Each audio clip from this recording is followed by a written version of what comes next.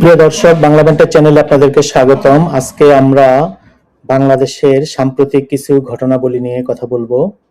তো বাংলাদেশের সাথে চীনের নতুন সম্পর্কের ফলাফল একটা বড়সড় অশ্বডিম্ব, কিছু অদৃশ্য প্রতিশ্রুতি আর নগদ নারায়ণের অনুপস্থিতি। নগদে যেটা মিলেছে সেটা হলো বাংলাদেশের ইতিহাসে এক অভূতপূর্ব ঘটনা। বিএনপি জামাতি বামাতি সবাই মিলে একসাথে জাতীয় সংসদের চত্বরে মার্কিন যুক্তরাষ্ট্রের স্বাধীনতা দিবস উদযাপন করতে হয়েছে। জামাতে ইসলামী এক্ষেত্রে নিকট অতীত ভুলে যায়নি।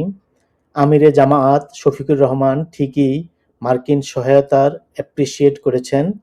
পরীক্ষিত বন্ধুর সহায়তা না পেলে তাদের আজকের অবস্থান হতো না। বিএনপিও সরকারি যেতে পারত না।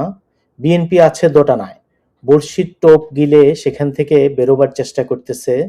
জুলাই ২৪ এবং জুলাই পরবর্তী বাস্তবতা স্বীকার করতেছে না। তো বলতে না বলতেই বিএনপির পক্ষ থেকেও কৃতজ্ঞতা প্রকাশ করার নজির সামনে এসে হাজির। মাস্টার মাইন্ড থেকে Real hero, story continues.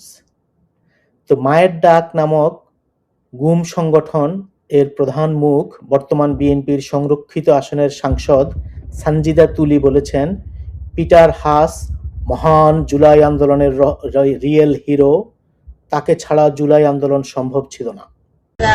This Peter Haas, which was Honorable Ambassador, ex-ambassador, he is the real hero for us, and he should know, you should see this victory, you should see now what we are doing, how this government fall, and then we can look for my brother, and we can look for justice. So these days he's the strongest hero, I must say. তো real hero, strongest hero আপা ইংরেজিতে যেহেতু কইছে তাহলে ঠিকই আছে। গুম নিয়ে জনমনে অনেক সন্দেহ আছে। আপা যদি এখন গুম নিয়ে বাংলায় কিছু বলতেন, কারা গুম করেছিল, গুমের শিকার যারা তারা আসলে কোথায় ছিল। এর মধ্যে সাবেক উপদেষ্টা সজীব মাহমুদ আসিফ ভুঁইয়া বলেছেন, যুক্তরাষ্ট্র সাহায্য না করলে কখনোই ফ্যাসিস্ট তাড়াতে পারতাম না। ফলে যারা সংসদ চত্বরে মার্কিন যুক্তরাষ্ট্রের স্বাধীনতা দিবস উদযাপন নিয়ে প্রশ্ন তুলছেন তাদের সেটা ঠিক হচ্ছে না। তা না হয় বুঝলাম, আমরা আগে থেকেই জানতাম, এখন তোমাদের উপর স্বীকারোক্তি দিয়ে ও আনুগত্য প্রদর্শনের চাপ আছে, এজন্য সবাইকে একসাথে বলতে হচ্ছে। ভালো, কৃতজ্ঞতা বোধ থাকা ভালো। তবে ওয়েস্টিনে হাঁস খেতে যেত না টেরেন্স জ্যাকসনের সাথে দেখা করতে যেত সেটা এখনো ক্লিয়ার হলো না। ধীরে ধীরে সেগুলো তোমাদের মুখ দিয়েই বের হবে। বাই দ্য ওয়ে, মার্কিন সহায়তায় রেজিম চেঞ্জ হলে সেটাকে কালার রেভলিউশন বলা হয়। এটাই হলো টেক্সট বুক ডেফিনিশন, যেটা তোমরা স্বীকার করার আগে আমরা গত ২ বছর ধরে বলে আসছি।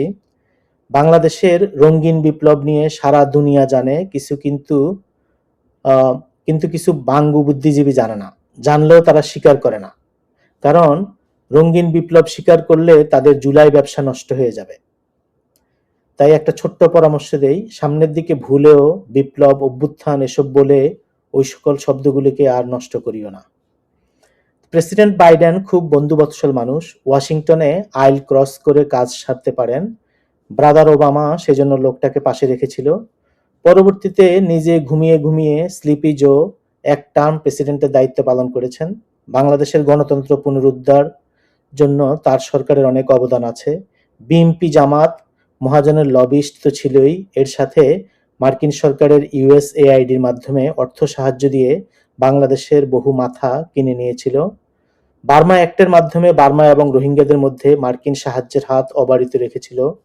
ট্রাম্প প্রশাসন ইলন মাস্কের ডিপার্টমেন্ট অফ গভর্নমেন্ট এফিসিয়েন্সি বা ডোজ দিয়ে সারা দুনিয়াতে সাহায্য বন্ধ করলেও বাংলাদেশে সেটা করেনি। স্পেশাল অ্যারেঞ্জমেন্টের মাধ্যমে বাংলাদেশ এখনো রোহিঙ্গাদের জন্য সাহায্য পাচ্ছে। বার্মার পেছনেও টাকা খরচ হচ্ছে। বিদেশে টাকা খরচের ব্যাপারে ট্রাম্প প্রশাসন দুনিয়ার সর্বত্র কিপটামি করলেও বাংলাদেশ এবং বার্মার ব্যাপারে উদার। বর্তমানে জামাতে ইসলামী কৃতজ্ঞতা স্বীকার করলেও বিএনপি আইল ডিঙ্গায় ঘাস খেতে চায়, তাদের মধ্যে কৃতজ্ঞতা বোধ নেই। জামাত সেজন্য হয়তো ক্ষমতায় যাবার জন্য বিদেশিদের ফেভারিট দল, অযোগ্যতার কারণে এবারে সেটা সম্ভব হয়নি, কিন্তু পরের বার হতে সমস্যা কোথায়, এবং পরের বার যে খুব বেশি দূরে সেটাও বলা যাবে না। সবাই কৃতজ্ঞ, অনুগত, কিছুটা অযোগ্য এবং বাধ্যগত লড়াকু একটা দলকে ক্ষমতায় রাখতে চাইবে। তো বিএনপির মোনাফেকি এবং মিসকা আচরণ কতদিন সহ্য করা হয় সেটাই এখন দেখার বিষয়। তো গণ অভ্যুত্থান আগে থেকেই ডিজাইন করা ছিল। অনেকে এনসিপিকে দোষারোপ করেন তারা অভ্যুত্থানকে অল্প দামে বিক্রি করেছে। আসলে এটা অল্প দামে বিক্রি করার কিছু ছিল না। যমুনা টিভি, যেখান থেকে ইউনূস প্রশাসনের কিচেন ক্যাবিনেটের সভা হতো, তাদের 2022 সালের ঢাকা ইউনিভার্সিটির উপর একটি প্রতিবেদনে সাধারণ ছাত্রছাত্রীদের জায়গায় বর্তমান জুলাইয়ের পরিচিত মুখদের দেখে বোঝা যায় এদেরকে অনেক আগে থেকেই গ্রুমিং করা হচ্ছিল। 2024 সালে অভ্যুত্থান সফল হবার পরে ওপেন সোসাইটির অ্যালেক্স সোরসের সাথে জুলাই অভ্যুত্থানের পরিচিত মুখ যারা, বেশিরভাগই যারা পরে এনসিপি নেতা হয়েছেন, সবার ছবি দেখে বোঝা যায় এরা ওপেন সোসাইটি ফাউন্ডেশনের ফান্ডিং পেয়েছিল। মিশন সাকসেসফুল হবার পরে ডোনার এসে সবার সাথে ছবি তুলে প্রমাণ নিয়ে গেছেন। এর সাথে ট্রাম্পের বয়ান, বাংলাদেশে রাজনৈতিক পরিস্থিতি শক্তিশালী করতে যুক্তরাষ্ট্রের আন্তর্জাতিক সহায়তা সংস্থা ইউএসএআইডির $29 মিলিয়ন অর্থায়ন নিয়ে কথা বলেছিলেন দেশটির প্রেসিডেন্ট ডোনাল্ড ট্রাম্প। সংস্কারের সময় ক্ষমতার বাইরে থাকা ছোট্ট একটি এনজিও যারা সংস্কার নিয়ে খুব সোচ্চার ছিল, গণভোটের পক্ষে কাজ করেছে, তারা অনেক টাকা পেয়েছে বলে অনেকে অনুমান করছেন। ট্রাম্প যেভাবে বলেছিলেন, আমি মনে করি তাদের 2 কর্মী দারুণ খুশি, তারা খুব ধনী, শিগগিরই ভালো বিজনেস সাময়িকীতে তারা স্থান পাবে বড় প্রতারণার জন্য। কিছুদিন আগে মৃত ইনফ্লুয়েন্সিয়ার কারিনা কাইসারকে পিটার হাস এবং ডোনাল্ড লিউর মতো ডিপ্লোম্যাট কেন রান্না করে খাওয়ায়, তাদের কি ঠেকা পড়েছিল? Republican think tank Mike Benz সাংবাদিক টাকার কালসনকে বলেছেন, জনমত গঠনের জন্য সমকামী অ্যাক্টিভিস্ট, সোশ্যাল মিডিয়ার জনপ্রিয় মুখ, র্যাপার, এদেরকে অর্থ সহায়তা দেওয়া হয়েছিল। একই সাথে রাজনৈতিক দল, বুদ্ধিজীবী, বিশ্ববিদ্যালয়ের শিক্ষক, মিডিয়া অনেকেই ডলারের ভাগ পেয়েছেন। মূলত 2018 সালে হাসিনার নির্বাচনের পর থেকেই তার বিরুদ্ধে ষড়যন্ত্র শুরু হয়। তখন থেকেই নানা গোষ্ঠী তৎপর হয়, বিদেশি ডলারের ভাগ পায়। হাসিনাকে উৎখাতের জন্য ইউনূস, জামাত একই লবিস্ট ফার্মে নিয়োগ করেছেন বলে জামাতের নেতারা বাংলাদেশে বলেছেন। তো কিছু মানুষ গণ অভ্যুত্থানে না জেনে যোগ দিয়েছেন। বিএনপি, আওয়ামী লীগ দলমত নির্বিশেষে সাধারণ মানুষ আওয়ামী শাসনের বিরুদ্ধে প্রতিবাদে সামিল হয়েছে। সেটা ছিল স্বল্প সময়ের জন্য। এটা যেমন সত্য, তেমনি আন্দোলনকে বেগবান করার জন্য ভেতর থেকে অনেক আন্দোলনকারীকে হত্যা করা হয়েছে বলে অনেকে মনে করছেন, যেটার ইঙ্গিত বিএনপি নেত্রী নীলুফার চৌধুরী সম্প্রতি টকশোতে উল্লেখ করেছেন। শহীদ আবু সাইদের মাথার পেছনে কে গুলি করেছিল সেটা এখনো জানা যায়নি, যে কারণে দাফনের সময় তার মাথার পেছন থেকে রক্ত বের হচ্ছিল বলে তার বাবা আদালতে জানান। এরপরেই তাকে অবশ্য মিডিয়ার থেকে সরিয়ে দেওয়া হয়। একই সাথে brigadier Sakhawat Hossain sniper rifle নিয়ে তদন্ত করতে চাইলে তাকে স্বরাষ্ট্র উপদেষ্টার পদ থেকে সরিয়ে দেওয়া হয়।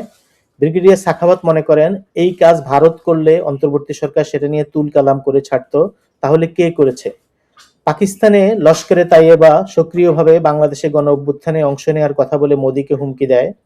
তো গণ অভ্যুত্থানের পরপরই যারা সরকার গঠন করতে এগিয়ে আসে, দেখা যায় তারা কোথা থেকে আসলো, তাদেরকে কে নির্বাচিত করলো।